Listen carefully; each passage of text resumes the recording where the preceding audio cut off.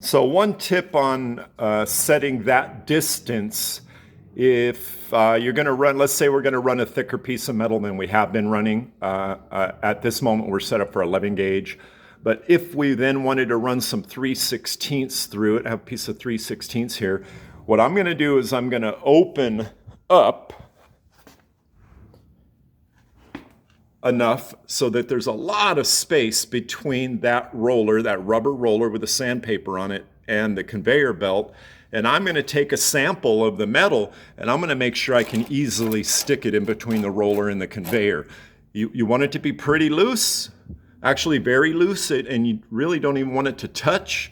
Here we're making sure the roller is high enough or higher than the metal that we're going to be running through there. Then what you'll do is start it up, turn everything on, run a piece of metal across the conveyor, and you really want almost no action at all. Then you slowly begin closing that down to where you want it. And it should take a few tries. You want to pass the material through. Maybe it won't touch the sand belt at all. Close it up a little bit, close it up a little bit. Run the material through, maybe it'll be hitting it lightly, close it up a little bit more until you finally get the amount of pressure on it that you want.